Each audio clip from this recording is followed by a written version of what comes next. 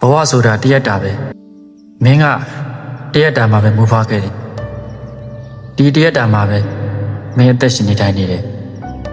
တည်ဆုံးခြင်းဆိုတာလေတရက်တာမှာပဲဖြစ်တယ်အရာရာတိုင်းကဒီတရက်တာမှာပဲဖြစ်ပြနေတယ်ဒီနေ့တနေ့တည်းကသာမင်းရဲ့ဘဝပဲမနေ့ကဆိုတာကပြန်မရနိုင်တော့အရန်တော့ကြသွားပြီမနေ့ပြန်ဆိုတာကမလာသေးဘူးစောလွန်းတယ်မင်းစီမှာရှိတာကဒီနေ့ပဲဒီနေ့ကသာဘဝပဲ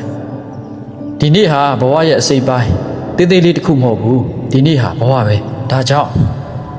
တရချင်းစီတိုင်းကိုပျော်ရွှင်အောင်နေဖို့လိုတယ်နောက်နှစ်မဟုတ်ဘူးငါပျော်ရွှင်တဲ့ဘဝကိုလိုချင်တယ်လို့မပြောနဲ့ပျော်ရွှင်တဲ့ဘဝဆိုတာကိုစဉ်းစားခြင်းကလက်တွေ့မကျငါဒီနေ့ပျော်ရွှင်စွာဖြတ်တန်းခြင်းတယ်လို့ပဲပြောသိချင်တာမင်းတနေ့တာကိုပျော်ရွှင်စွာနေထိုင်လာနိုင်ပြီဆိုရင်မင်းစီမှာပျော်ရွှင်တဲ့ဘဝရှိနေပြီလို့ယူဆ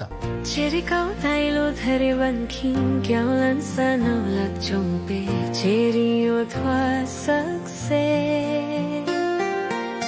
Cherry la man sin leu kang